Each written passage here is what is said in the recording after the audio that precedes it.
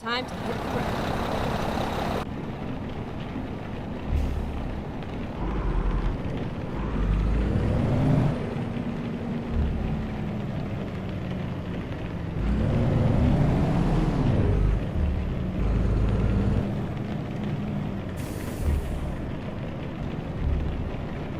Turn right.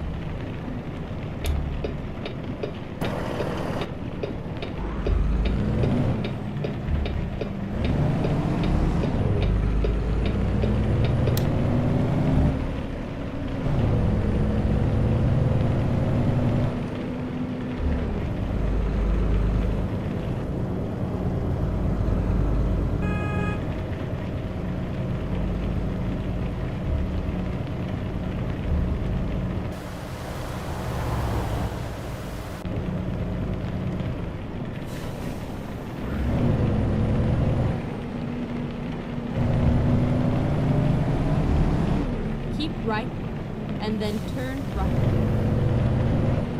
All right, good evening, everyone. This is John Caffrey with the 76-inch Mid-Roof Sleeper Kenworth Turn right. W990. So we're going to start with where I bought it at. And as you guys see, Santa Claus right here in my truck. And we're going to go Coca-Cola style. And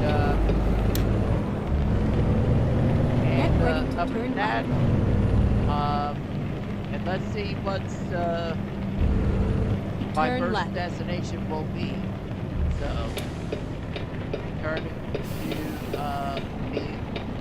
Ben Finally. SF. We are here. So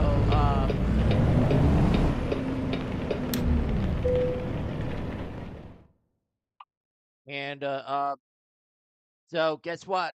We're gonna start with New Mexico. And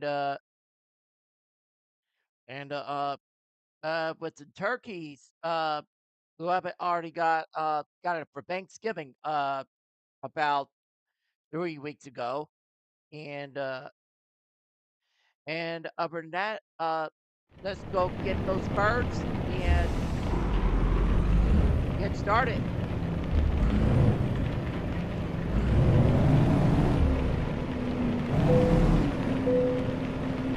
Ready to roll.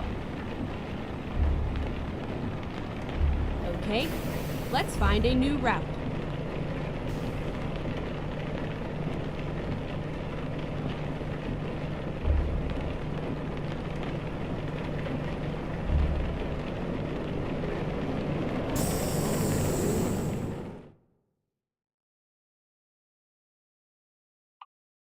This programming is sponsored by City Lights, downtown Houston's display of holiday lights and ice skating, sweet treats, and event vendors. Visitors experience the holiday season through 12 different villages spanning downtown. Details and hotel information at visithouston.com. Attorney could not be immediately reached for comment. From the Fort Bend County Bureau, I'm Natalie Weber, News 88.7. The Greater Houston Partnership is forecasting over 71,000 new jobs for the coming year.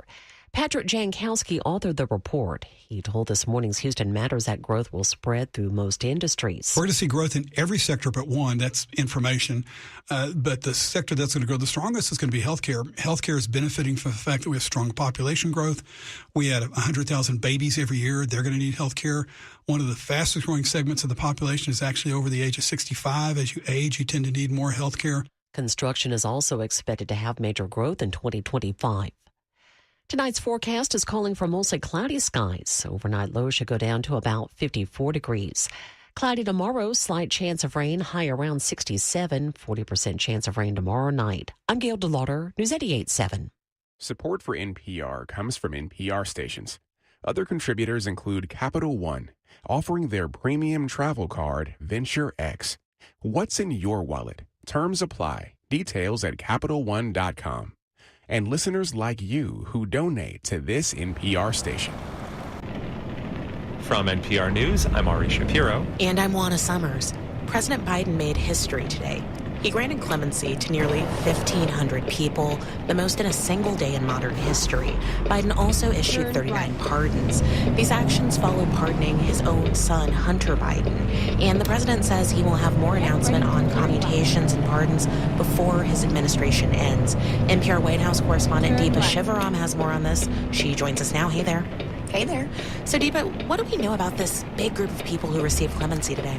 Yeah, Juana, so the biggest group that you mentioned was about 1,500 people who got commutations, and that means that their sentences were shortened, so they don't have to serve any more time. And they were all people who were released from prison and placed in what's called home confinement during the COVID-19 pandemic a few years ago. You'll remember that at the height of the pandemic, prisons were one of the top places where the virus was rapidly spreading. Obviously, it's hard to quarantine, right, when you're stuck in this enclosed shared space. And so there were some people who were moved to home confinement on an emergency measure. But this whole time, there was potential for them to get sent back to prison until Biden's announcement today. Right. And many of them had been serving long prison sentences for crimes that, if they'd committed them today, the sentence would have been much shorter because laws and sentencing guidelines have changed. Deepa, anything you can tell us about the people who received pardons today? Right, so that's a separate group. There are 39 people who are not household names. They're not famous people. These are folks from all over the country who Biden says have been working to make their communities better since getting out of prison. And many of those people are women and veterans who were all convicted of nonviolent crimes, including some drug offenses. And several of them are working to help others now who have been incarcerated or those who are struggling with addiction and substance abuse. Now, Biden has granted pardons and clemencies before, but this high number all in one day is pretty unusual. How does it compare to past presidents? Yeah, it is unusual. So to put it in context, the last record set for the highest number of clemencies granted in a day was under former President Barack Obama, and he granted 330. So it's a pretty huge jump that Biden made today to about 1,500. But despite that, big number and that big jump, there are some folks who consider this move pretty low-hanging fruit when it comes to clemency actions that a president can take. And they want Biden to do more. They think that he could have done something like this with the 1,500 the 1,500 folks who are no longer in home confinement. He could have done this much earlier in his term. And what many clemency advocates are hoping for is more. And that comes particularly to those who have been charged with distribution of marijuana and the pardoning of the 40 people who are on death row right now. Here's Cynthia W. Roseberry, and she leads the Justice Division of the ACLU. If the president had the will to do it, he could commute the 40 men who are on death row. He could commute thousands of people, thousands of sentences, and reunite, many families. And she pointed out to me that in President-elect Donald Trump's first administration, he oversaw the highest number of federal executions compared to other recent presidents. So there's an increased push for Biden to take action for those facing the death penalty. Deepa, there's still about a month left in the Biden administration. Has the White House said if they would take that kind of action or any other clemency grants? Well, the president said in a statement that he would be taking more steps in the coming weeks and that his administration is reviewing clemency petitions. But the White House hasn't been very specific on timeline or next steps. It is pretty typical for a president to announce pardons and commutations at the end of their term. And since Biden chose to pardon his son, who was convicted on gun and tax charges, there's been added scrutiny and pressure for him to take action for the thousands of people who are in the criminal justice system who are honestly waiting for a second chance just like that. NPR's Deepa Shivaram, thank you. Thank you. President-elect Donald Trump says he plans to appoint a firebrand supporter, Carrie Lake, to be the next head of the Voice of America. First, there's a question whether he can even do that. And second, it's a pointed choice for the federally owned news outlet, which broadcasts internationally and prizes its independent journalism.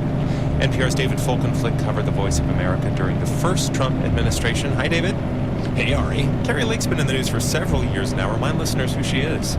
Sure, she's a two-time Republican candidate for major office back in her home state of Arizona. She lost both times. She ran for governor. She ran this year for senator, wrapped herself in the MAGA mantle, embraced the lies that there had somehow been election frauds in her race, in the race for the President-elect Trump lost to President Biden back in 2020. She's a former local TV anchor. Interestingly, she embraced Obama publicly before she made this hard swing to Trump. But I think a key element is that she has rhetorically been, despite her professional background, on the attack against the press and condemned it as offering, much like President-elect Trump himself, fake news. So tell us more about Voice of America and why Trump might want Lake to lead it. Sure. So the Voice of America is not well known in this country, but it's really well known abroad. It broadcasts in nearly 50 languages across the globe. It's an estimated 345 to 350 million people each week. It provides real news, and it's providing it often to places that don't have a robust and free press operating itself. So it's modeling democratic, small d, democratic pluralistic values by providing real news and showing what a free press does, which is it includes dissent and domestic debate, even when it doesn't reflect great on whoever's in government at that moment. Why Trump wants Lake to lead the Voice of America is to bring it to heel. And you covered what happened to Voice of America during Trump's first term. How did it change during that administration?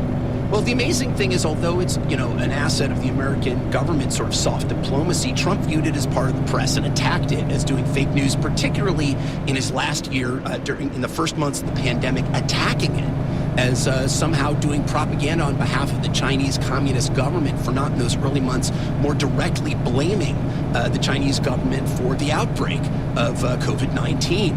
What you then saw later that spring, after a guy named Michael Pack was confirmed to lead Voice America's parent agency, it's called the U.S. Agency for Global Media, was a series of acts that were later found to be illegal and even in one case found to be unconstitutional.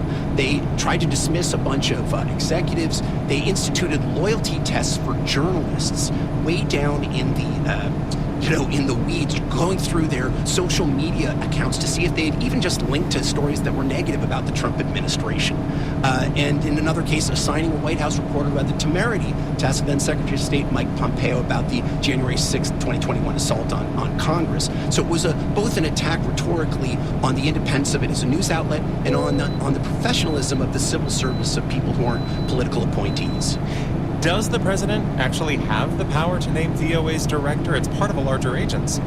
Right. So actually, under reforms passed in 2020, it appears not. It's got to be done with the, assent and affirmation of the head of that U.S. Agency for Global Media and a bipartisan board.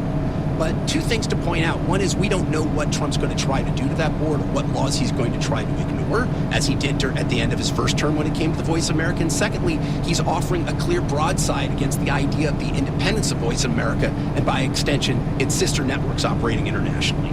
That's NPR media correspondent David Folkenflik. Thank you. You bet.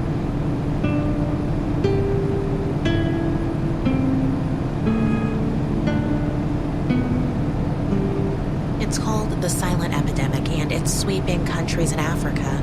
Researchers have found that millions of teens across the continent are likely suffering from asthma without receiving any treatment. NPR's global health correspondent Fatma Tanis reports. There hasn't been a lot of data available on how prevalent asthma is in Africa. So, epidemiologist Joya Mosler and her colleagues at the Queen Mary University of London decided to investigate. We wanted to find out how many adolescents especially have asthma, and kind of also wanted to find out about the burden, what does it mean for them. They surveyed 20,000 children in 6 countries and then conducted rigorous lung function tests. They found that 1 in 8 children had symptoms of asthma, but most of them had never been diagnosed. They were suffering from asthma symptoms, often severe, but no doctor had diagnosed them with asthma. So they're not getting any medication, they're not getting any treatment, any doctor's visits, and they just basically suffer through it by themselves. A third of those undiagnosed children researchers found were not doing well in school. They were missing classes, had trouble completing exams, and couldn't play sports. And when researchers scaled up the numbers, Mosler says they found it could mean that around 15 million children across the continent have undiagnosed asthma symptoms. Dr. Tesfaye Mersha studies asthma at the University of Cincinnati College of Medicine. He says the disease has been a growing issue in Africa over the last 3 decades, and it's linked to climate change and changes in lifestyle, like more people living in cities, breathing in dust and polluted air. And he says a disease like asthma is a new challenge across the continent. The infrastructure and non-governmental organizations are always working in terms of action, not for this kind of new epidemic. Mersha says what's happening in Africa is similar to what happened in the U.S. in the 1900s, when infectious diseases were seen as the biggest risk to public health, but non-communicable diseases like obesity, diabetes, asthma were in fact growing threats. I grew up in Ethiopia, and when I grew up, nobody heard about type 2 diabetes. Now it becomes really frequently people talk about it, and that comes with the lifestyle and the environment we live in, especially with urbanization. But he points out that the global south has more obstacles ahead of them. People live in a very remote area. There's no access to healthcare facilities. So I think the problem in Africa is unique than in the Western countries because the infrastructure is also very limited. There needs to be more studies in Africa, he says, to come up with the right solutions. Fatma Tanis, NPR News.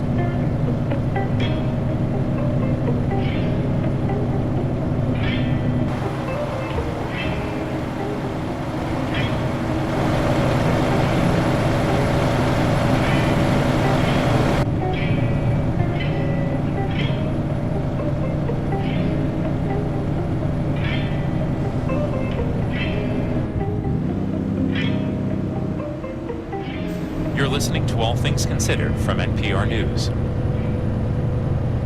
Support comes from Steinway Piano Gallery of Houston, helping families across Houston invest in the gift of music and the Steinway brand by supporting cultural education and the piano arts for over 30 years. More at steinwaypianos.com. Support comes from UT Health Houston, home to Dr. Ramesh Papana, who is pioneering an in utero treatment to help babies with spina bifida walk earlier and better. More at uth.edu/manyfaces. Support comes from City Lights, downtown Houston's display of holiday lights and ice skating, sweet treats, and event vendors. Visitors experience the holiday season through 12 different villages spanning downtown. Details and hotel information at visithouston.com. As you think about new beginnings during this season, how can you use the holidays to find a new career? Welcome to Bauer Business Focus. I am Dr. Vanessa Patrick, Associate Dean for Research at the C.T. Bauer College of Business at the University of Houston. And I'm Jamie Boleyn, Associate Dean for Career and Industry Engagement at the Bauer College of Business. The holidays are a time when we connect with new and old friends to catch up. And if you're ready for a career change, tell your friends what you're looking for and ask if they have any advice. People can feel awkward and uncomfortable if you ask them to help you get a job, but they're thrilled to give advice. In fact, some people give advice when you don't even ask for it. By doing this, you'll build a support system that will share relevant jobs, suggestions, and networking opportunities with you, and this can cut your job search time in half. This has been Bauer Business Focus from the Bauer College of Business, sponsored by Texas Mutual Insurance Company. More episodes at houstonpublicmedia.org/Bauer. Hello Houston is a daily newsletter for the busy person on the go, delivered to your inbox every morning with a quick recap of the previous day and a look ahead at the current day's news. Sign up today at houstonpublicmedia.org/Hello Houston. Support for NPR comes from this station and from C3 AI. C3 Generative AI works to enable rapid access to hallucination-free insights from enterprise systems using any LLM, helping turn the invisible into the obvious. This is Enterprise AI. And from Indeed, designed to be an end-to-end hiring solution for businesses of all sizes to attract, interview, and hire candidates, all from one platform. Learn more at Indeed.com/NPR. This is NPR. This is All Things Considered from NPR News. I'm Ari Shapiro. And I'm Juana Summers. The fall of Bashar al-Assad's regime in Syria has meant freedom for thousands of people imprisoned in inhumane conditions across the country. Men, women, and children have been held underground, some for decades.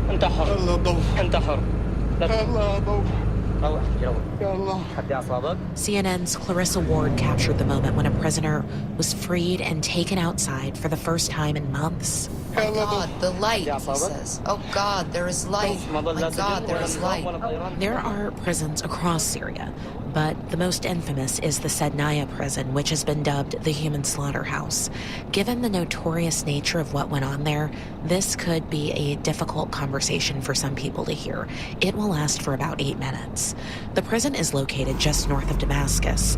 The intricate complex held tens of thousands of Syrians who were tortured, subjected to rape, and deprived of food, water, and basic sanitation.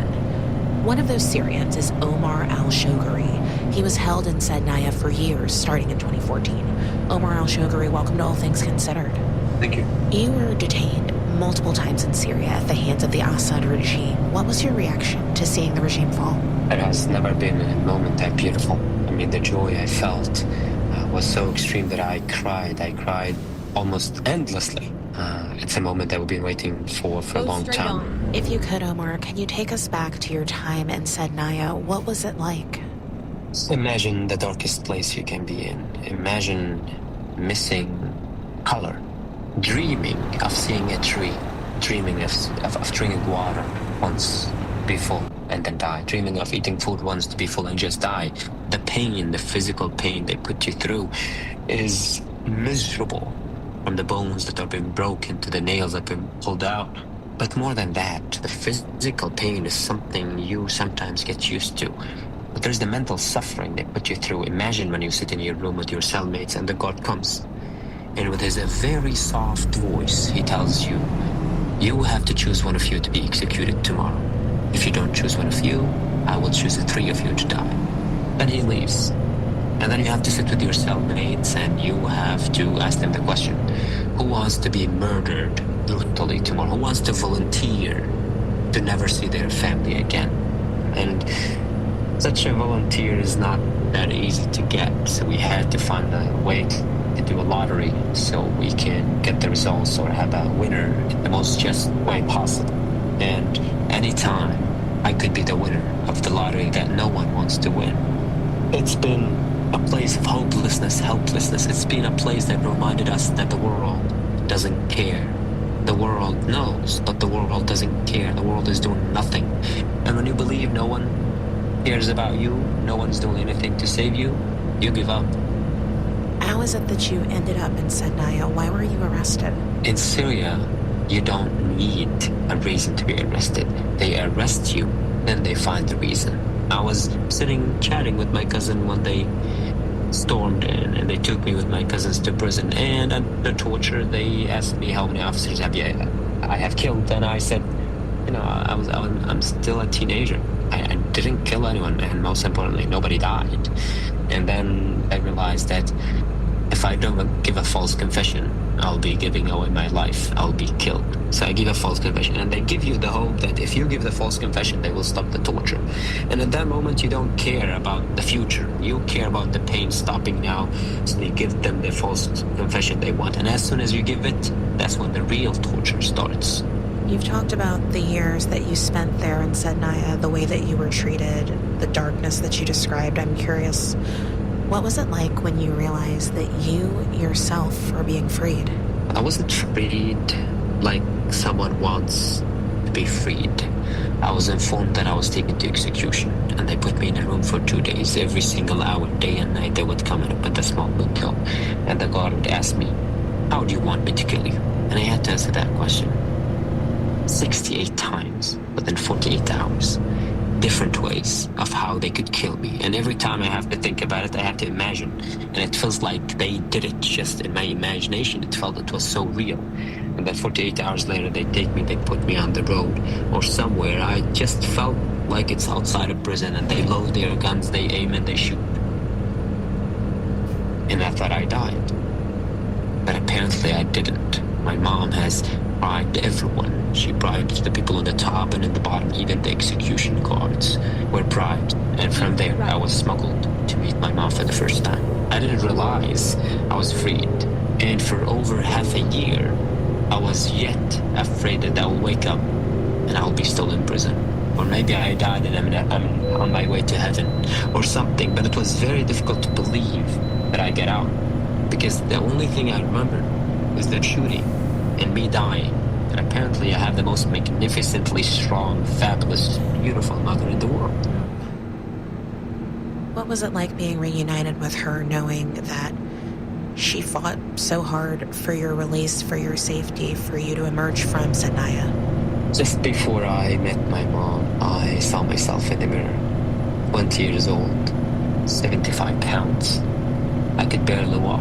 There's blood coming out of my eyes, out of my ears, out of my teeth, out of my nose. I have no hair, no eyebrows. I don't look like a human, and I don't think anyone would recognize me. And then I am among a lot of people, and my mom walks towards me. I could barely recognize who she is, so she comes closer and she holds her hands on me, and then she says, "My heart, my life, my son, Omar," and she hugs me very strongly, and I have severely missed being hugged.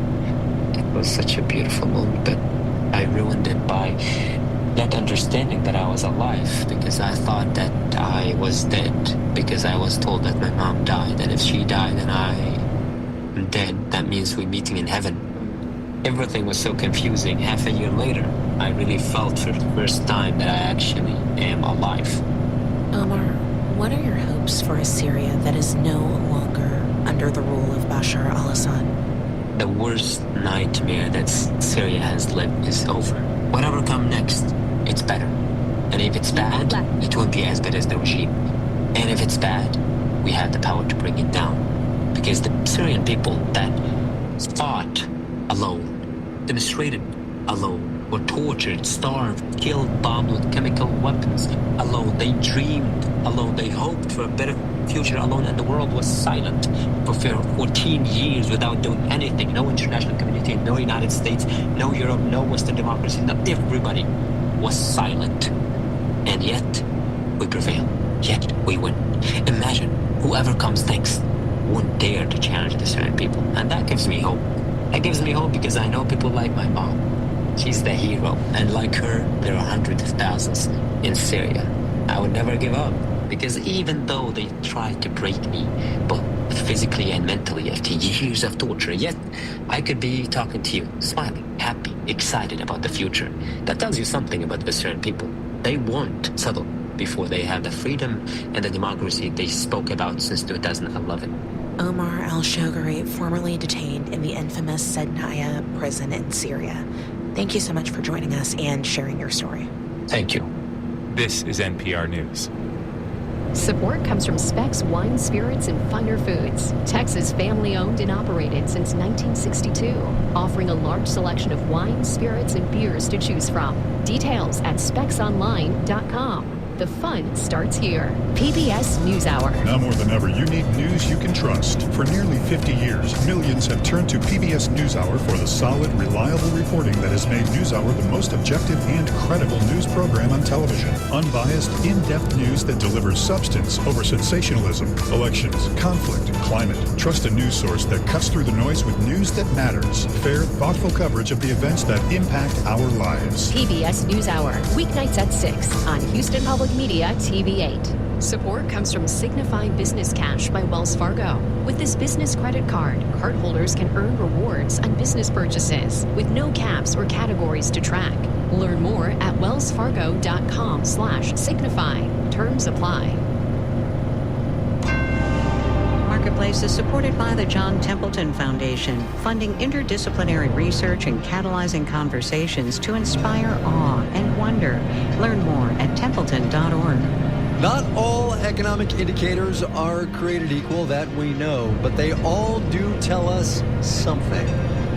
From American Public Media, this is Marketplace. Marketplace is supported by Progressive Insurance, helping protect small businesses and the owners that run them. Whether a plumber, accounting business, or restaurant, Progressive can help with over 30 customizable coverages. Online quotes available in as little as 6 minutes at progressivecommercial.com. And by Revenued, providing working capital for businesses whose cash flow is holding them back. Revenued approves businesses based on revenue, not credit, and funds can be approved and available in just 1 day. Visit GetRevenued.com. And by Total Wine and more, helping shoppers find gifts for everyone on their holiday list, including a single barrel bourbon for Dad. Curbside pickup and delivery offered in most areas. TotalWine.com. Drink responsibly. Be 21. In Los Angeles, I'm Kyle Risdall. It is Thursday today. This one is the 12th of December. Good as always to have you along, everybody. As surely as day follows night, with the Consumer Price Index comes in close proximity the Producer Price Index. CPI yesterday, PPI today. The first, prices at the retail level. The latter, prices at wholesale. The Bureau of Labor Statistics told us this morning that the PPI was up 0.4% in November from a month earlier. That is more than people had been guessing. Year on year, wholesale inflation is at 3%. Without casting too many aspersions here, it is fair to say that PPI is the less popular sibling of the CPI. But as Marketplace's Sabrina Benishore reports, that does not mean it's not important. You go to the grocery store, pick up the eggs. You see the price of the eggs up almost 40% year over year. Okay. And you put the eggs right back down. Not today, Satan. Not today.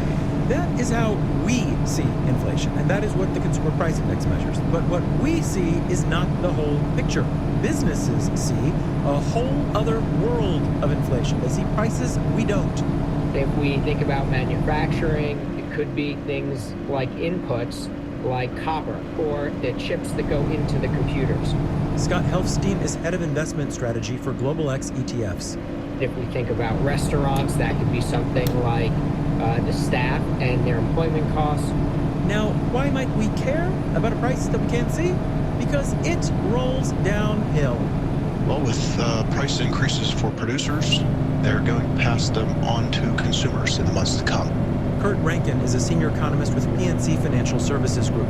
Think of oil prices. When oil prices rise, we see that immediately at the gas pump.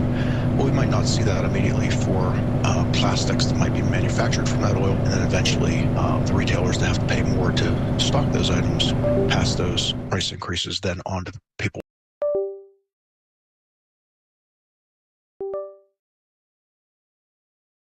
This programming is sponsored by City Lights, downtown Houston's display of holiday lights and ice skating, sweet treats, and event vendors. Visitors experience the holiday season through 12 different villages spanning downtown. Details and hotel information at visithouston.com.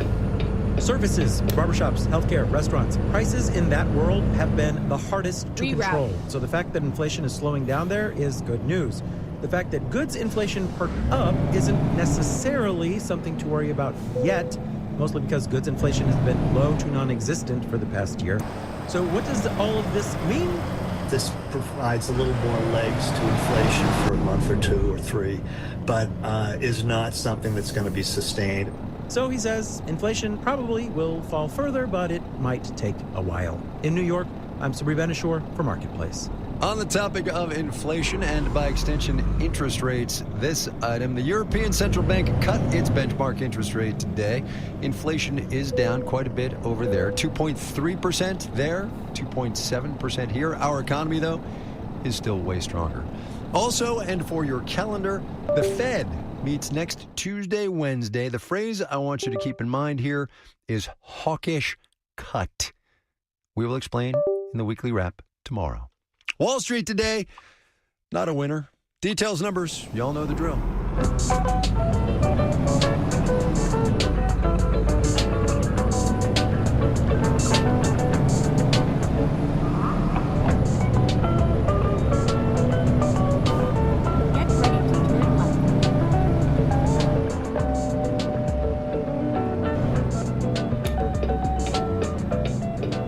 Here's another installment of our semi-regular series, You Can't Fight Market Forces.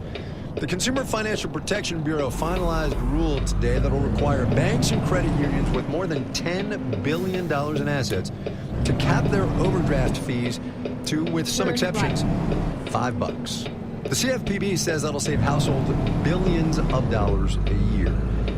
Thing is, the banking sector has been moving away from charging those fees for a good couple of years now. Bank of America trimmed its fee back in 2022. Capital One and Citibank have eliminated them entirely. Why?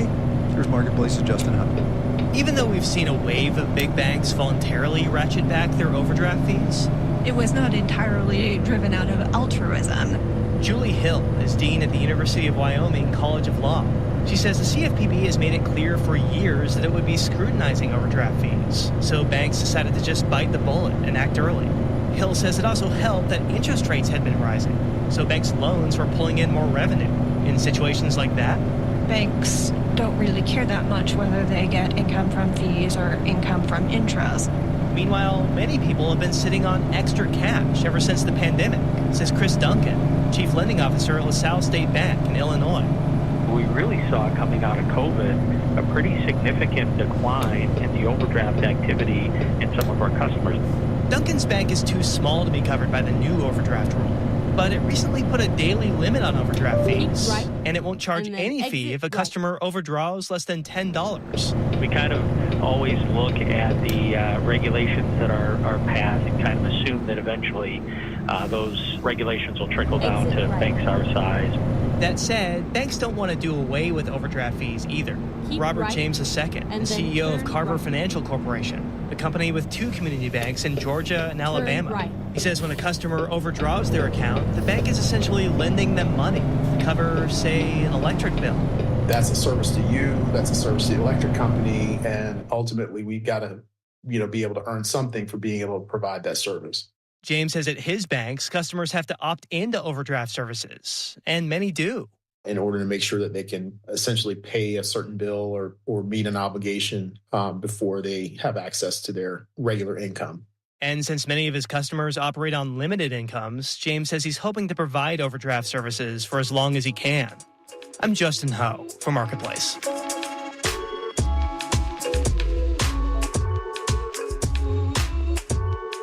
Drive safe.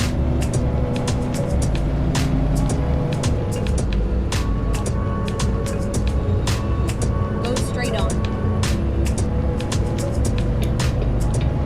As I believe I've said a time or two on this program, the Census Bureau is an underappreciated source of really insightful data about this economy. Durable goods orders, housing starts and sales, the trade gap. Also, and perhaps even less appreciated, what the Bureau calls geographic mobility and migration. They've been keeping track of where Americans are moving since 1948. And last year, it turns out, was the least mobile year we've had since that first survey almost 80 years ago. Less than 10% of people in this economy moved in 2023. Marketplace's Samantha Fields has more on that. It used to be much more common for people to move than it is today. In the 1950s and 60s, about 20% of Americans moved in a given year. But now? We are pretty much a non-mobile society. William Fry, a demographer at the Brookings Institution, says there are some big trends that have contributed to this long, slow decline in mobility since the 50s and 60s. Back then, there were many more renters, and renters tend to move more than owners do. And it was a younger population. And younger people tend to move more than older people do. So today, fewer young people, fewer people moving. Charlie Doherty, senior economist at Wells Fargo, says there's also been a steady increase in the number of households where both partners work. Finding 2 new jobs is a whole lot more challenging than just finding one. So that's another big factor, I think, that's holding down the move rate. Go straight on. More recently, economist Jen Kolko says the pandemic has also played a role. The increase in remote work makes it easier for some people to stay put while finding a new job. And then there's the housing market of the last few years. Housing prices have skyrocketed, interest rates have jumped, and both inventory and affordability are near all-time lows. That's for renters, too. Coco says it can be hard to find a place to move, even if you want to. And the big decline in mobility that we've seen just in the most recent years is a decline in shorter distance moves maybe just across town. And those are moves that tend to be more about housing than about new job opportunities. So far, Logan Mushami, lead analyst at Housing Wire, says this lack of mobility doesn't seem to have been much of an issue for the economy. This will become a problem for our economy when the labor market gets softer. Go straight on. People start losing their jobs and they can't find anything local. Especially if it's still so expensive and challenging to move. I'm Samantha Fields for Marketplace. You wake up, get a cup of coffee or tea, whatever your choice is. You want to know what's going on in business and the economy first thing in the morning?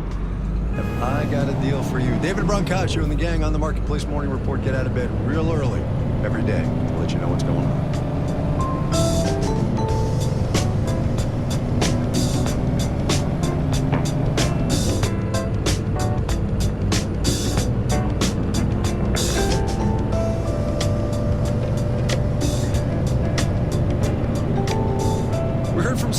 Top of the program about the producer price index and how manufacturers are struggling to keep their costs low and what all that has to do with what consumers are paying. But even though inflation is off its peak, price levels, as economists like to say, are still elevated, and tariffs loom come the change in administration. So retailers are kind of betwixt and between, as you'll hear in today's installment of our series, My Economy. My name is Eric Bauer, and I'm the owner of Turner Hat Company, which I purchased this year in March. We have 4 main styles. We have Western straws, so traditional kind of white cowboy hats. We do Western felts, so kind of same idea, but in felt. And then the other 2 segments that are big for us are, I call them like leisure and outdoor hats, but those are things like lower priced straws and palms that you'd use to cut your grass or go outside and play some golf. And then we also do a line of sporting hats for things like hunting and fishing that are more focused on just keeping the sun off your neck or keeping you a little bit warmer when you're out on early morning. Keep left and then turn left.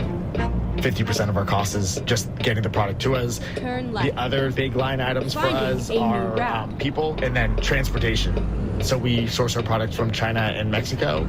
So with ocean freight from China, we also pay about 25 to 30% tariffs on products coming from China, and that all adds to the product cost. And then on the other end of the equation, hats are fairly low value and fairly large, and so shipping them out to our individual customers takes up another big chunk of our operating costs.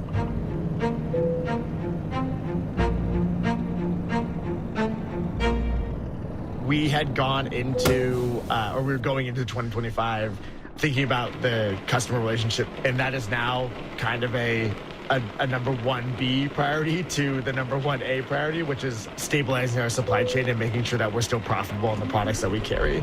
And so the big thing that we're worried about are large tariffs on products from Mexico that currently have no tariffs on them, and then increased tariffs on products from China that have, like I said, 25 to 30% tariff on them right now. So we are literally day and night seeking other suppliers across the world. So we're looking at places like Sri Lanka, Bangladesh, Pakistan, Vietnam, Colombia, basically anywhere that's manufacturing hats, just on the chance that these tariffs kind of come to play.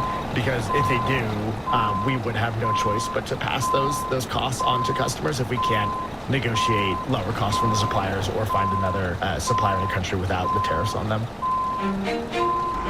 So if we're getting a 25% increase on our raw product cost, then the end consumer is going to see a 25% increase in their product. And so any increase in that price that the customer pays has a really big impact on our demand. That's why we've sprung into action to try to find suppliers where we wouldn't be affected and keep our costs as low as possible, because it's really important to our customers. Tell you what, it takes guts to be a small business person, huh? Eric Bauer, newish proprietor of the Turner Hat Company. Whether headwear is your thing or not, we want to know what your economy is like. So tell us, won't you? Marketplace.org/myeconomy.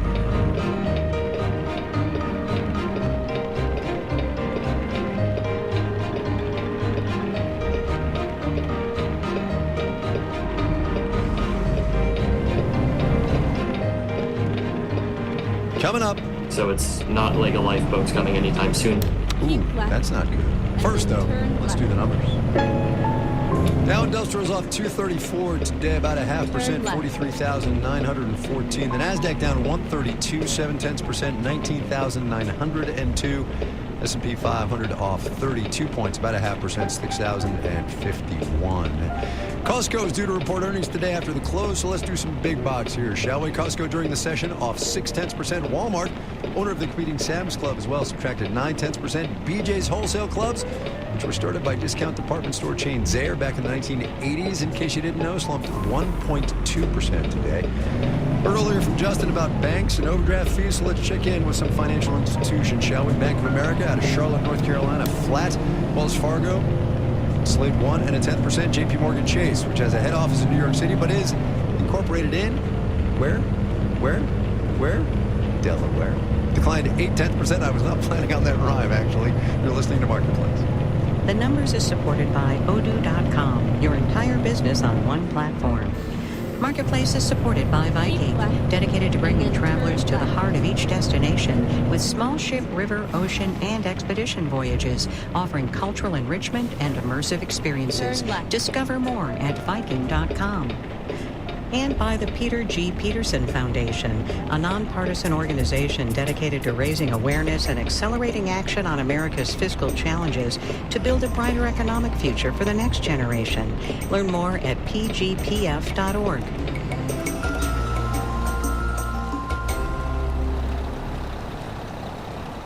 Support comes from Texas Mutual Insurance Company, a workers' comp carrier dedicated to handling claims proactively to help injured employees get back on the job and policyholders get back to business. More at texasmutual.com/claims. Support comes from Houston Botanic Garden, presenting Radiant Nature, a lantern show featuring illuminated displays and immersive experiences for the winter season. Now open for the holidays at Houston Botanic Garden. Tickets at hbg.org. Houston Public Media brings to you PBS World. Experience the personal connection behind the headlines with programming devoted to telling stories that humanize complex issues. PBS World on TV 8.6 and online at houstonpublicmedia.org. Support comes from Interfaith Ministries, offering House of Worship group tours and online educational resources that focus on a deeper understanding of Houston's religious diversity. More information at imgh.org/IRCP. This is Marketplace. Go I'm straight John on. Risdon. Let's just stipulate here that nobody likes paying their insurance premiums. If everything works out all right, you don't crash your car, you don't have big medical expenses, and your house doesn't have any problems. Sometimes, though, life has other plans, and those checks from the claims you make come in really handy. But when your premiums go up, and up as they have been, car coverage rates are up almost 13% from a year ago. Overall inflation, as I mentioned a couple of minutes ago, 2.7% a year. Well, when premiums go up like that, one might fairly ask, the heck? Marketplace's Kelly Wells did. Inflation is hitting just about every type of insurance because the stuff and people we're insuring cost more to fix. Parts and labor for car repairs are more expensive, construction materials and labor for home repairs are more expensive, along with most other goods and services in the economy. Stephen Shore, who teaches insurance and risk management at Georgia State University, says some may be surprised that insurance rates are still going up now that inflation is stabilizing. That's because insurers are playing catch-up. And insurers have to show state regulators their costs have gone up before they're allowed to raise prices. One big area where prices have increased noticeably is health insurance. Here's David Marlette, who teaches insurance at Appalachian State University. As healthcare costs go up, to see a doctor, get prescription drugs, that drives the health insurance premiums. As do the rising wages of healthcare providers. Another sector feeling the pinch of inflation is car insurance, says Rob Hoyt, who teaches risk management and insurance at the University of Georgia. Part of the problem is some of the minor accidents end up escalating in cost pretty significantly. Cars are more complex nowadays. A little fender bender isn't just a dented bumper and some scratched paint, but also a broken rear-facing camera or motion sensor. And then there's a whole lot of work that has to go on by the technicians to reset a lot of that technology after it's been repaired. Which means longer repair and car rental times. Oh, and more labor costs. Drivers are familiar with paying for liability insurance, but that's not restricted to cars. Say someone falls and breaks their arm on your slippery stairs. Kimberly Lilly, chair of the California Legislative Action Committee's Insurance Task Force, says in our more litigious culture, they may be less likely just to say, forget about it. And more likely to say, I saw someone else make $200,000 off this kind of accident. I'm going to sue you and try and get that money too. And as residents of California and Florida already know, home insurance costs are surging. Lilly says that's because of climate change. The result of the planet warming up is that we have more severe hurricanes, we have more fires, and we're having a much larger loss than we ever used to have. And while a slowdown in general inflation might help the insurance industry to some extent, climate change, shifting social attitudes, and fancier cars will keep pushing up premiums, Lilly says. They're going to have to continue to charge more. That number is just going to be bigger. So plan for it. Because unless insurance companies can raise their rates and stay profitable, they'll stop insuring altogether, a challenge that residents in fire and flood-prone states have already begun to face. I'm Kaylee Wells for Marketplace.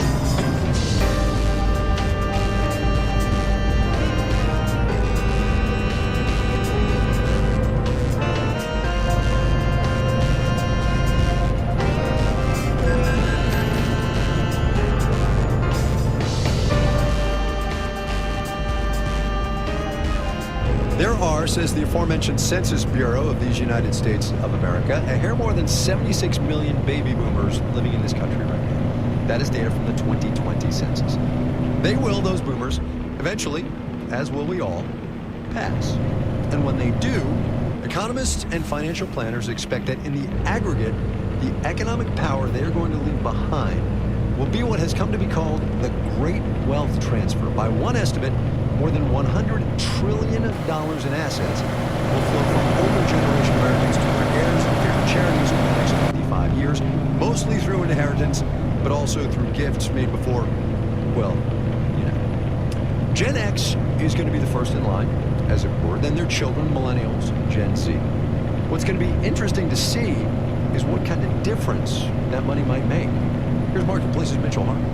Gerard Busello works as a proposal writer in the Washington, D.C. area. He's 29, so a young millennial demographically, and a pretty fortunate one at that.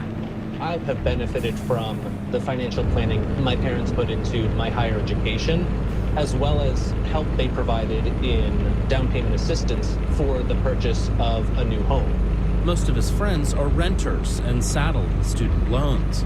Busello's parents are professionals in their 60s and pretty well off, but they've told him they'll be spending to live well in retirement rather than trying to hold on to their wealth to leave an inheritance when they die. But my expectation is not actually to receive anything. That is not something I can or should plan around. A massive wave of inheritance is something wealth managers are planning around, though, says Andy Smith at Edelman Financial Engines. This is a huge part of my client meetings now, the largest transfer of wealth in history, and it's poised to make many new millionaires. In a report published back in 2021, Cerulli Associates calculated that over the next 25 years, $84 trillion would be passed from older to younger generations. Analyst Chase Horton just crunched the numbers again. We find that has increased to $124 trillion. There are a few reasons: inflation, soaring stock and home prices, plus increasing wealth concentration among the richest and oldest Americans. Horton says half of the great wealth transfer will come from just the top 2% of households, those with $10 million or more in net worth. And the majority of the wealth they're transferring is going to be left to the top 2% of heirs, which is obviously not a widespread, equitable distribution. Generationally, the sharp rise in family gifting and inheritance will mostly benefit Gen X early on. Millennials and Gen Z will have to wait a decade or more to really start increasing their share. So it's not like a lifeboat's coming anytime soon. For some, it's probably not coming at all. Financial services firm Northwestern Mutual regularly asks Americans about their inheritance plans and expectations, and advisor Jessica Majeski says they don't add up. More people are expecting to receive an inheritance than planning to leave an inheritance. 22% of Boomer and Gen X households plan to leave money. But yet there's 32% of millennials and 38% of Gen Zers who hope or expect to receive an inheritance. And majority of them consider that money critical to their financial security and retirement. Majeski isn't exactly surprised.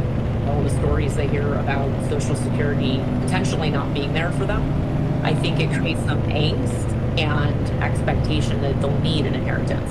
But she says relying on one is bad financial planning. It's going to be like gravy on top, right? Like, we're not going to build that into the plan because anything can happen. The parent that you thought was going to leave you an inheritance could live well into their 90s. In his planning practice, Andy Smith at Edelman Financial Engines says most younger clients have pretty prosaic ideas of how to use money from a family gift or inheritance. When I asked, how do you think you're going to spend a $100,000 windfall, maybe 40%, it's going to go to house paying bills, payments on debts or loans. Gerard Bucello doesn't think getting a one-time windfall from his parents would be licensed to change his entire life. Would I quit my job? Absolutely not. Move to a bigger house? Almost certainly not. He says he might use some of it to help a friend or relative in need, or take a really long vacation. I'm Mitchell Hartman for Marketplace.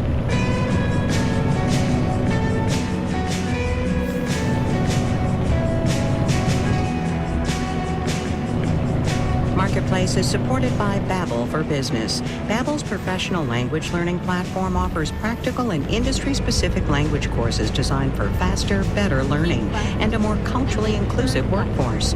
Learn more at babbelforbusiness.com. And by JTV Jewelry Television, offering a large selection of diamonds, lab-grown diamonds, and diamond simulants and styles from formal to everyday wear.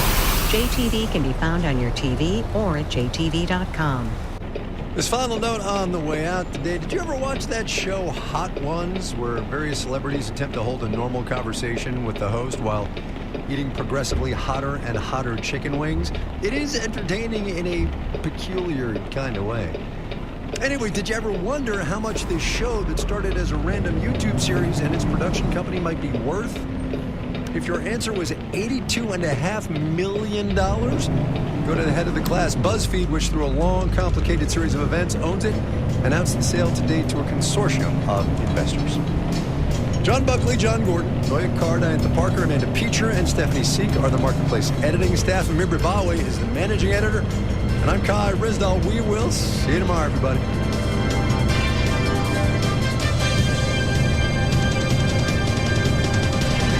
This is APN.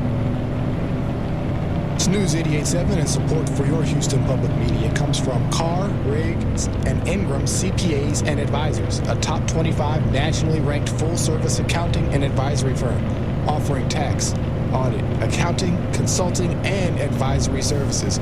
Learn more at cricpa.com. 1 minute before the top of the hour here on News 88.7. Jason Clark here with you on this Thursday evening. Traffic is lightening up around the area, but still some heavy parts where you will experience some serious slowdowns. On 59 North, we got the slowdown from Virginia Street through the 45 interchange. 59 South has finally lightened up a little bit. Traffic is moving through there. 610 northbound from Barlow Boulevard all the way through the ramp to I-45 South is pretty slow. There is a brief respite between I-10 and TC Jester Boulevard, but pretty much that entire stretch is slowed down. Temperatures right now in the upper 50s. That's how it will remain for the majority of the evening and overnight. Skies will remain cloudy for your Friday as we head into the weekend. We're looking at a cloudy day with highs expected in the upper 60s. There is a 20% chance of showers throughout the afternoon, and that'll continue throughout the weekend. This is your NPR station, KUHF Houston, News 88.7, a service of the University of Houston. It is 7 o'clock. Russia and China, two giant cyber powers, have come together in a partnership that is basically opposing the United States around the world. And, of course, you can build much better defenses to hacking using AI tools. So we have a new arms race underway. I'm Sabrina Tavernisi. That's coming up on The Daily from the New York Times. The Daily is supported by Progressive. Progressive Commercial Insurance protects small businesses with customizable coverage options as unique as your business. More at progressivecommercial.com. And by Seed. Seed's DS-01 is a 24-strain 2-in-1 prebiotic and probiotic engineered to survive digestion, support healthy regularity, and promote whole body health. Learn more at seed.com/public. Live from NPR News in Washington, I'm Jack Spear. With the stroke of a pen, or perhaps a few strokes, President Joe Biden today commuted the sentences of a large group of people who've been moved out of prisons during the pandemic. Here's David Chevron. It was about 1,500 people who got commutations, and that means that their sentences were shortened, so they don't have to serve any more time. And they were all people who were released from prison and placed in what's called home confinement during the COVID-19 pandemic a few years ago. You'll remember that at the height of the pandemic, prisons were one of the top places where the virus was rapidly spreading. The White House says it is the largest single day of clemency in modern history. The president also pardoned 39 people convicted of nonviolent crimes. Biden recently granted a blanket pardon to his son Hunter Biden, who was prosecuted for attacks and gun crimes. The White House is downplaying the threat risk from mysterious drone sightings in New York and New Jersey. NPR's Tamara Keith explains it comes as state and local officials are raising alarms and demanding answers. The reported drone sightings, which began in late November, are being investigated by the Department of Homeland Security and FBI. White House National Security spokesman John Kirby said federal investigators as well as state and local law enforcement have not been able to corroborate the sightings. Upon review of available imagery, he said many of the objects appear to be manned aircraft, not drones, and operated lawfully. We have no evidence at this time that the reported drone sightings pose a national security or a public safety threat, or have a foreign nexus. Kirby says the investigation will continue. Tamara Keith, NPR News, the White House. President-elect Donald Trump says firebrand supporter Carrie Lake will lead the Voice of America. Judges and inspector generals have found Trump appointees broke the law in his first term, so they sought to bring the federally owned network to heel. More from NPR's David Folkenflik. The Voice of America broadcasts in nearly 50 languages across the globe, reaching an audience estimated at more than 350 million people weekly. It covers news in areas that may not have a robust and free press and models how that works by including reports about the United States. Trump says that's propaganda. He wants the government to reflect his government's policy and priorities. Lake unsuccessfully ran for governor in U.S. Senate in Arizona as a Republican, wrapping herself in the MAGA brand. She had previously been a local TV news anchor there. It's not clear Trump can simply just appoint her. A bipartisan board is supposed to make such selections. Congress passed safeguards in 2020 after Trump's appointees went after Voice of America journalists. David Folkenflik, NPR News. On top of November's continued inflation at the consumer level, the latest wholesale numbers show even more pronounced price increases last month. Producer Price Index, which measures the cost of goods before they reach retailers' supermarket store shelves, jumped 0.4%. Stocks lost some altitude on Wall Street today. The Dow down 234 points. You're listening to it. Most people living outside of Africa today have a small amount of Neanderthal DNA. That's due to early modern humans and Neanderthals interbreeding tens of thousands of years ago. Reporter Ari Daniels says new research has refined the timing of the event. Ancient specimens tend to be in rough shape, so Arif Sumer, a PhD student at the Max Planck Institute, was fortunate to analyze the genomes of a set of well-preserved early human remains from Europe. She and her colleagues determined how many generations had passed since Neanderthals and the predecessors of these individuals interbred. We estimate now between 45 and 49,000 years ago for multiple generations, possibly over hundreds or thousands of years. Meaning that our ancestors ultimately fanned out across the world on the more recent side of what researchers have believed, adding a little more clarity to the complex story of human origins. For NPR News, I'm Ari Daniel. On Wall Street this morning, President-elect Donald Trump ringing the opening bell. It's something relatively few get to do. Ronald Reagan rang the bell as president in 1985. Other notable bell ringers have included former New York Mayor Michael Bloomberg, Martha Stewart, and even one of the most famous Muppets, Miss Piggy. The first guest ever to ring the bell at the New York Stock Exchange, however, was a 10-year-old boy given the honor after winning a TV quiz show. Crude oil futures prices closed mostly flat today. Oil ending the session down 27 cents a barrel, settled at $70.02 a barrel in New York. I'm Jack Speer, NPR News in Washington. Support for NPR comes from NPR stations. Other contributors include Capital One, offering their premium travel card, Venture X. What's in your wallet? Terms apply. Details at CapitalOne.com. And listeners like you who donate to this NPR station. From the New York Times, I'm Sabrina Tavernisi, and this is The Daily.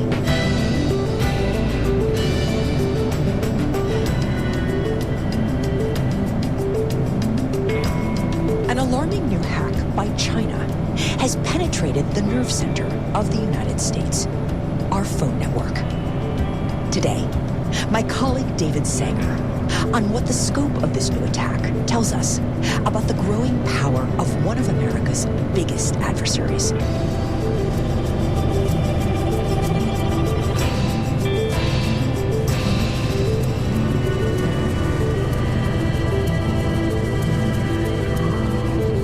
It's Thursday, December 12th.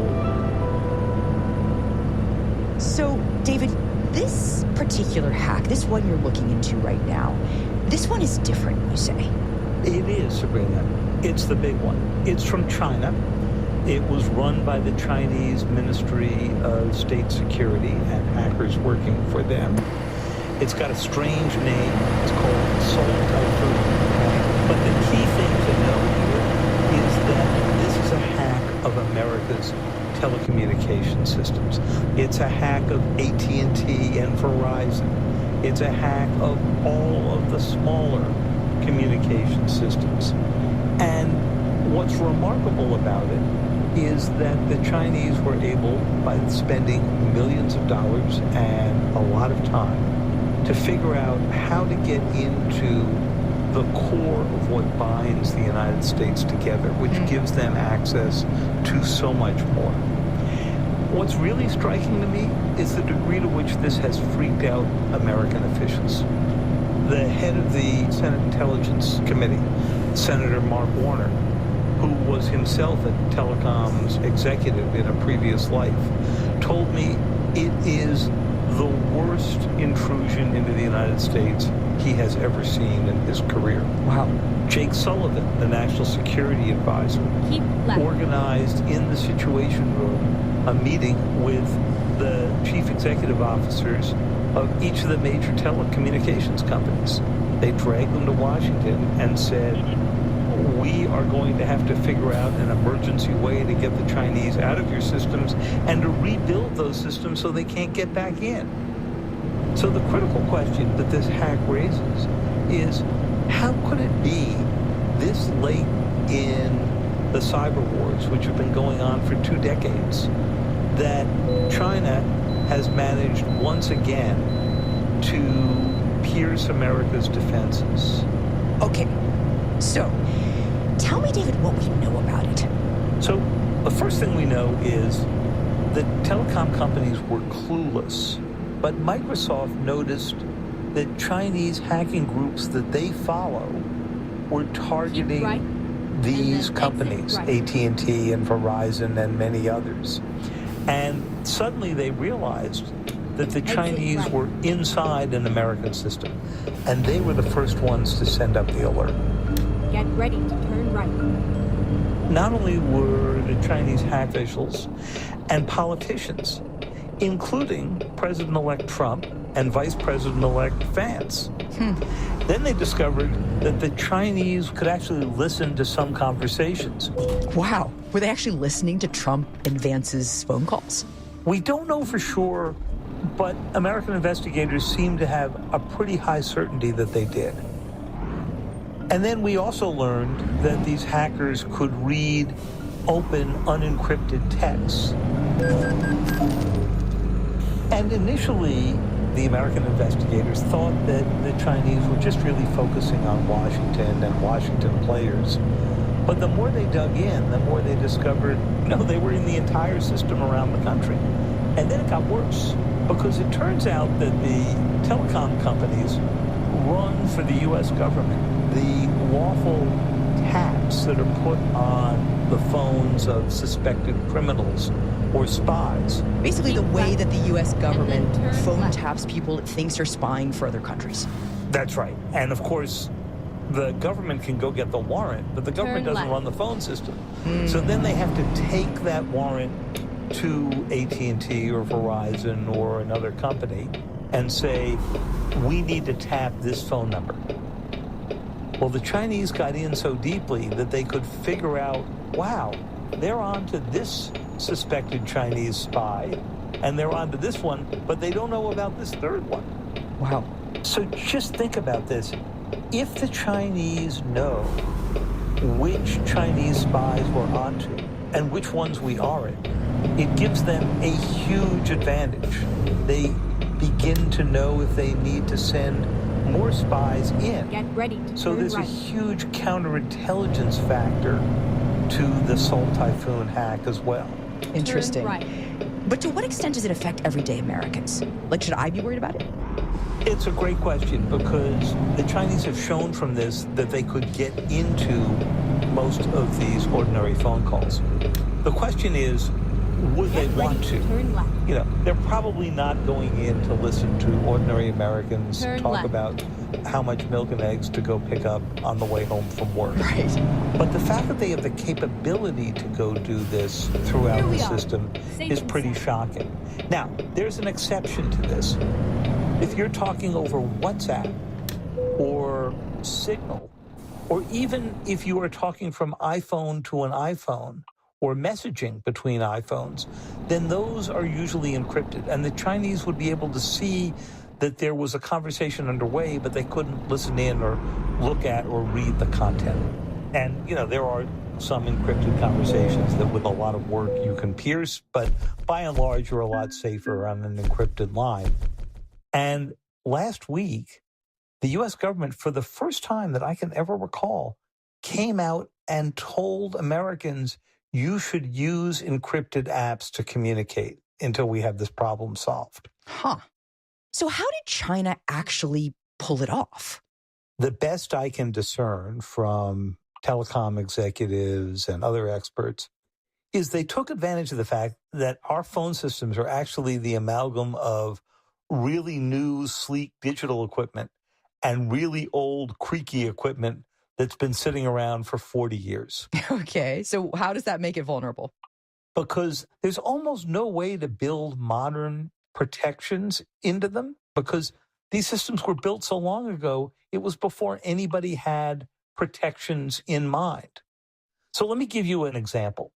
Multi-factor authentication. Right. So it's something other than just your password to make sure that it's really you. So once they got the master password, they were able to roam freely across the system without ever being challenged again for credentials or identification. But haven't the U.S. and China been spying on each other for a long time? Like, is there a reason for us to think that this is actually worse than those other times? We've been spying on each other for decades. And it's always been an article of faith that we can hack into systems better than any other country can. That's always been the assumption. And it was backed up 10 years ago when Edward Snowden, who you'll remember was a contractor for the National Security Agency, revealed a huge trove of documents that exposed that the NSA was getting inside the Chinese telecommunication systems, and particularly aiming at Huawei, the Chinese telecommunications giant that's been supported by the government. But we've learned that even without Huawei in our system, because most of Huawei's equipment has been banned, the Chinese found a way in anyway. And we've learned that at this point, they are essentially as good as the NSA.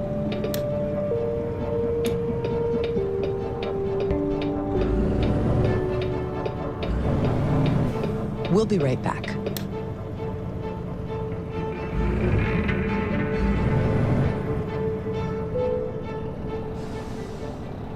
The Daily is supported by StoryWorth.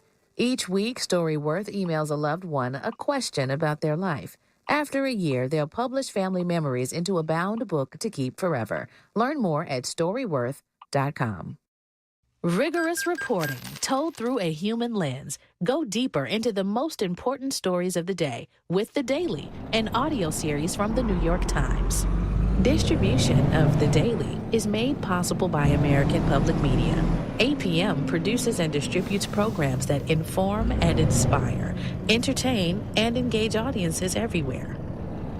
This is News 88.7. I'm Maria Hinojosa. Next time on Latino USA, a conversation with journalist Natasha Alford on growing up Afro-Latina and being a Black Puerto Rican woman in a divided country. For the first time, I felt beautiful. I don't look like this fuzzy-haired girl that made me feel not enough of either identity. That's next time on Latino USA. Sunday night at 7 o'clock, right here on News 88.7. Support for Houston Public Media comes from attorney mediator Ron Bankston, providing in-person video conference and hybrid mediation and arbitration services. More at ronbankston.com. Support comes from Houston Botanic Garden, presenting Radiant Nature, a lantern show featuring illuminated displays and immersive experiences for the winter season. Now open for the holidays at Houston Botanic Garden. Tickets at hbg.org. David Sanger on a new hack by China and what it tells us about the growing power of one of America's biggest adversaries. So, David, how did we get to the point where China got so good at hacking? Well, China's invested in it, practiced in it, trained people in it. And, it's like anything else in superpower competition. And the big improvements in their capability started after Xi Jinping came to power in 2012. And he's the one who has invested millions, if not billions of dollars in cyber capabilities. So where was China in terms of its ability in surveillance when he came in? They were pretty clunky. They put most of their cyber capability into the hands of the People's Liberation Army. And they stole the design for the F-35, the U.S. stealth fighter, and then produced one that looks very much like it, but they make it a lot more cheaply than we do. But along the way, Sabrina, they got caught pretty easily. So they started working hard on being stealthy, on hiding their tracks. They began to study how the American systems work in great detail. And then they did something even smarter. They moved a lot of this hacking out of the hands of the Army and handed it to the Ministry of State Security, a group that has more money to invest on intelligence assets that are trained at a higher level who would not be caught as easily. And they learned many more innovative ways to get into American, European, African, Latin American systems. They began to sell telecommunications equipment, and they learned how to be much more effective at stealing master passwords so that they didn't have to actually write code and malware, but instead could pretend like they were legitimate operators inside a system. David, what's an example of the Chinese getting better? If you think back to the turning points in surveillance in China, what's an example? I think, Sabrina, the first time that we realized how good they were was when they got into the Office of Personnel Management at the end of the Obama administration. This will likely be the largest theft of U.S. government data in the history of the United States. Now, this is seemingly the most boring bureaucracy in Washington, right? They are basically the government's HR manager. Okay. And they keep the security clearance files for 22 million Americans who have secret, top secret, compartmentalized clearances and so forth. And the Americans who get clearances have to fill out these enormously detailed forms that describe their financial condition, their medical histories, every relationship they've been in, every foreigner they've ever met and had, long interactions with. So this is not just your name and your social security number. And much as in this most recent hack, they were inside the Office of Personnel Management for a year before anyone even knew that they were stealing the files, encrypting them, and broadcasting them back to Beijing. Okay, so what is China trying to do with all of this? So there are a couple of theories. The first theory is they just want a complete map of everybody in the U.S. who works in the national security sphere and access to what they do. The second thing they're beginning to do, though, is learn how to plant their malware into critical infrastructure in the United States that may enable them to turn off water pipelines or electric grids if they got into a direct conflict with the U.S. And we really saw this last year, 2023, with the Chinese hacking group named Volt Typhoon. Okay. It's a different group than the group that was just caught inside the telecom system. But their purpose was to be able to get into the utilities that feed American bases in Guam, in Hawaii, on the West Coast, so that if there was ever an incident over Taiwan, say a Chinese invasion or just a slow choking off of Taiwan, that the Chinese could use the code they put in these systems to turn off the power or turn off the water and slow an American response, an ability to get troops to Taiwan. And that's critically important. It's also got a psychological element, which is if there was a crisis in Taiwan and suddenly you were living in San Francisco and there was no water coming out of the tap, you're not thinking about Taiwan. Right. You're thinking about how you get water coming out of your tap for your family. So that's a huge step up, right? It's not just surveillance in this case. It's actually disrupting critical processes that are required for defense. That's absolutely right. And the U.S. discovered this midway through the Biden administration. And through 2023, there were all these kinds of emergency meetings in the Situation Room, and they brought in the heads of the utilities, and they're trying to go clean out the Chinese malware. But the fact of the matter is, Sabrina, you just don't know what you don't know. And so I think to understand what has everybody so worried right now, you have to sort of back up enough to look at these two different kind of operations. So together, you get a current surveillance capability and a prospective disruption capability, right? That what the Chinese can do now is listen in on President-elect Trump and national security officials if they're on that open line. What they could do in the future is shut down systems. Okay, so that's clearly a very serious problem. What's the government doing about this? Well, if you are really going to fix our telecom system, you would either have to go shut it down and rebuild it with something more modern. Well, no one's going to do that. We need it every day. Or you're going to begin to make incremental fixes and then build a parallel system to it that you can begin to shift over to. You are going to have to go set real standards for cybersecurity. But it's a commercial system. It's owned by companies, not the government. On the other hand, it's critical to our national security. Right. So we're trying to balance a lot of different complicated values here. One of them is keep the Chinese out of our system, for which you'd want to design something entirely new.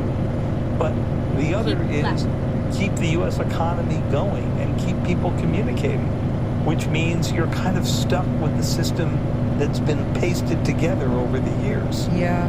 It's not an easy engineering problem.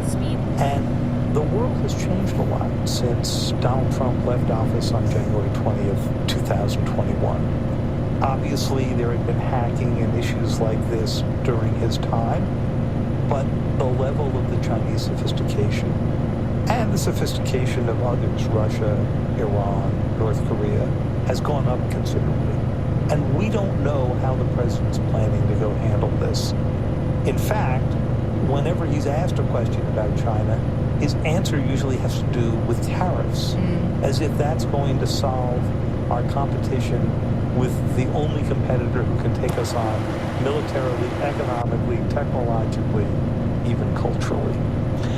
The second big change that was going on, the biggest change since President Trump left office, is that Russia and China, two giant cyber powers, have come together in a partnership that is basically opposing the United States around the world. Right. You've seen it, of course, first in Ukraine, but we're beginning to see it in the cyber world as well. Because they want to operate by a set of rules that they define, and we want to operate by a set of global rules that we define. And the third big change that's underway here, of course, is artificial intelligence, because that affects everything in the hacking world. You can build much better defenses to hacking using AI tools.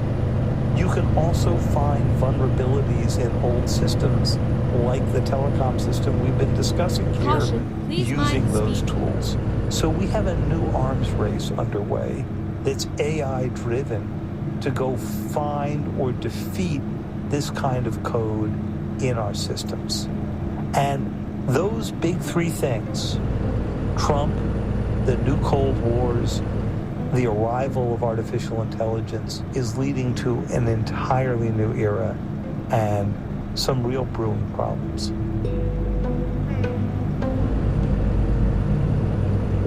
Well, David, it sounds like we're going to have you on for more episodes about hacking in the future. Well, this is probably more the beginning of a conversation on The Daily rather than the end of one. David, we look forward to it. Thanks, Sabrina. Great to be with you. David Sanger is a Washington correspondent for the New York Times.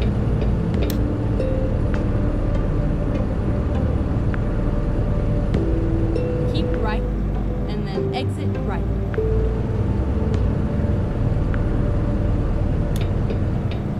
Exit right. The Daily is supported by BetterHelp. Committed to supporting mental health through therapy and helping clients find balance. Clients are matched with one of 35,000 therapists for online therapy from anywhere at betterhelp.com/public. And by Total Wine and More, helping shoppers find gifts for everyone on their holiday list, including a single barrel bourbon for Dad. Curbside pickup and delivery offered in most areas. TotalWine.com. Drink responsibly. Be 21. The Daily is powered by the journalism of the New York Times and is distributed by APM, American Public Media. You can go deeper into the stories you hear on The Daily by going to nytimes.com/The Daily. That's it for The Daily. I'm Sabrina Tavernisi. See you tomorrow.